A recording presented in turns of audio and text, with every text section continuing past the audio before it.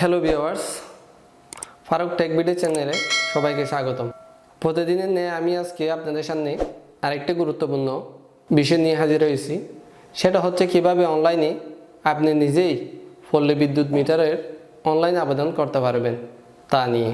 আপনি যদি এখন এই চ্যানেলটি সাবস্ক্রাইব করে না থাকেন তাহলে এক্ষুনি চ্যানেলটি সাবস্ক্রাইব করে নিন এবং পরবর্তী ভিডিও পাওয়ার জন্য পাশের বেল বাটনটি বাজিয়ে দিন। চলুন তাহলে কম্পিউটারের পর্দায় প্রথমে যে কোনো একটি ব্রাউজার ওপেন করি। এটার পরে লিখব www.rebpbs.com, দেন ইন্টারপ্রেস। এখান থেকে দেখেন হোম, আবেদন, জামানত, ফি, অভিযোগ, মতামতের অপশন থেকে আপনারা অভিযোগ জানাতে পারবেন এবং মতামত প্রদান করতে পারবেন পল্লী বিদ্যুৎ কর্তৃপক্ষকে। তো আমি আজকে আবেদন করব। এখান থেকে আবেদনে যাব, দেন আবেদন করুন। তারপর হচ্ছে আপনারা কোন সমিতির আওতাধীন আছেন এই সমিতির নাম লিখবেন। আমারটা হচ্ছে কক্সবাজার, আমি কক্সবাজার পল্লী বিদ্যুৎ সমিতি সিলেক্ট করছি। জোনাল অফিস, কোন জোনাল অফিসের আওতাধীন আপনারা রয়েছেন তা দিবেন। জোনাল অফিস হচ্ছে সংযোগের ঠিরিক। এটা হচ্ছে একটা লক্ষণীয় বিষয়।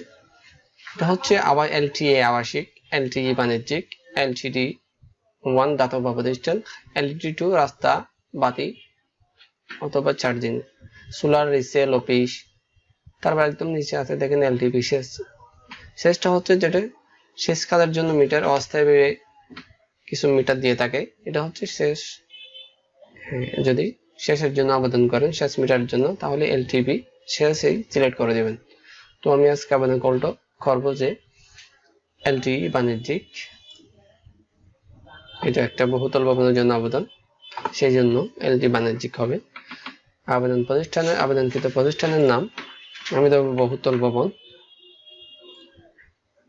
আমি ইউনিকোডটা চেঞ্জ করে নিলাম, বহুতল ভবন। তারপর হচ্ছে আবেদনকারীর নাম আইডি কার্ড অনুযায়ী দিবেন। উস্তাদ মোহাম্মদ, পিতার নাম বাংলায়, সবগুলো বাংলায় লিখবেন। মাতার নাম বাংলায় আশাদা বেগম, স্বামী বা স্ত্রীর নাম। অনেকে মহিলারা আবেদন করে থাকে, সেক্ষেত্রে এখানে স্বামীর নামটা বাংলায় লিখবেন এবং পিতার নামের জায়গায়, আইডি কার্ডে যদি পিতার নাম না থাকে, পিতার নামের জায়গায় আপনারা লিখে দিবেন, পিতার নামের জায়গায় আপনারা লিখে দিবেন স্বামী। স্বামী লেখার পরে ওই যে স্বামীর নামটা লিখে দেবেন এবং এই ঘরটা ব্ল্যাঙ্ক রাখবেন। যদি পিতার নাম থাকে তাহলে স্বামীর নাম দেওয়ার কোনো প্রয়োজন নেই। দেন জন্ম তারিখ আইডি কার্ড অনুযায়ী দিচ্ছি আমি।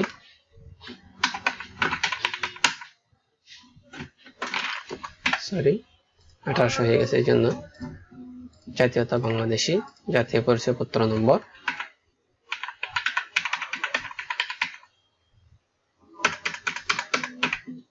যদি পাসপোর্ট নম্বর থাকে দিতেও পারেন, নাইলে ব্ল্যাঙ্ক রাখবেন। মোবাইল নম্বর,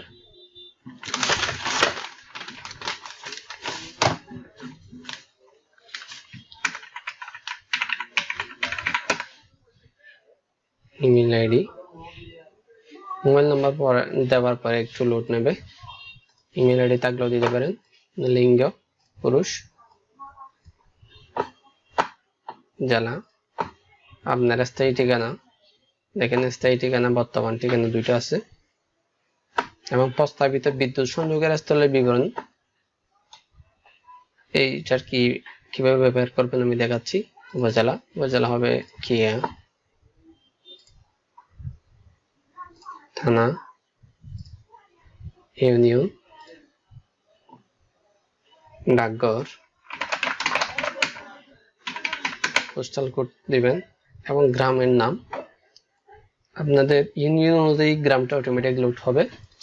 আপনি আইডি কার্ড অনুযায়ী যে গ্রামে নিতে চান মিটারটা, আপনার স্থায়ী ঠিকানা দেওয়া শেষ হলে আপনি মিটারটি কোন জায়গায় স্থাপন করতে চান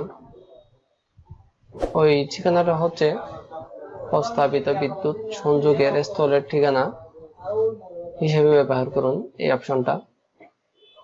মিটার স্থাপনের ঠিকানা যদি আপনার আইডি কার্ড অনুযায়ী হয়ে থাকে তাহলে এই যে একটা খালি চেক বক্স দেখা যাচ্ছে বাম পাশে, এখানে জাস্ট টিক মার্ক করে দিবেন এবং অটোমেটিক্যালি আপনার স্থায়ী ঠিকানাটা এখানেই সংযোগ স্থলের ঠিকানায় লোড হয়ে যাবে। এবং মৌজা হচ্ছে আপনার খতিয়ানি লেখা থাকবে, মৌজাটা কোথায়, বিএস খতিয়ান, আরএস খতিয়ান, এখানে অবশ্যই মৌজা লেখা থাকবে। এবং খতিয়ানটা অবশ্যই আপনার নিজের নামে অথবা আপনার পিতার নামে হওয়া লাগবে। এবং জমির মালিকানার ধরন এটা হচ্ছে নিজ মালিকানাধীন নাকি পৈতৃক। যদি পিতার নামে হয়, এই যে পিতার অথবা নিজের নামের হলে উপরের অপশনটাই দিবেন।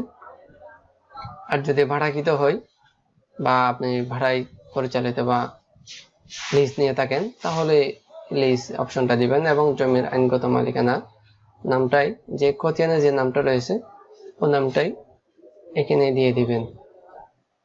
দিয়ে দেওয়ার পর নিকটবর্তী সার্ভিস পোল হইতে দূরত্ব ইংরেজিতে, এটা অবশ্যই ইংরেজিতে লিখবেন। যা আপনার বাড়ির পাশে যে একটা বিদ্যুৎ খুঁটি আছে ওই খুঁটিটি থেকে আপনার বাড়ির দূরত্ব, যে এখানে মিটার স্থাপন করবেন কতটুকু হতে পারে মিটারে, ওইটা লিখবেন। ম্যাক্স 130 পর্যন্ত লিখতে পারেন, এর বেশি লিখবেন না।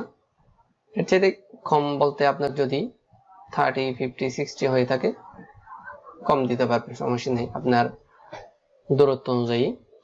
এবং একই ট্রান্সফরমার আওতাতে পার্শ্ববর্তী হিসাব গ্রাহকের বই নম্বর, এটা ইংরেজিতে দিবেন। অবশ্যই আপনার বাড়ির পাশে সচল একটা বিদ্যুৎ মিটারের বিলের কপি নিয়ে একদম বাম পাশে দেখবেন উপরে হিসাব নম্বর লেখা আছে এবং মিটার নম্বর লেখা আছে, হিসাব নম্বর এবং বই নম্বর লেখা আছে, সরি। ওখান থেকে আপনারা বই নম্বর এবং হিসাব নম্বরটা লিখে দিবেন। দেন আবেদনের প্রকৃতিটা সিলেক্ট করবেন, স্থায়ী সংযোগ এবং হচ্ছে লোড। এর পরবর্তী বিষয় হচ্ছে লোড, আপনি কি জ্বালাবেন বিদ্যুৎ দিয়ে। তো আমি অন্যান্য দিলাম। আমি যখন ট্রান্সফরমার জন্য বহুতল ভবনের জন্য আবেদন করতেছি, আমার হচ্ছে 45 কেভি লাগবে, সেজন্য আমার এখানে হিসাব করতে হবে কিলোওয়াটে 31.5। তো আমি একটু ট্রাই করতেছি 31-এ লোড, মোট লোড 31 কিলোওয়াটে আনতে হবে 31.5-এ। হিসাব আগে থেকে হিসাব করে রাখেন, হ্যাঁ হয়ে গেছে আমার 31.5।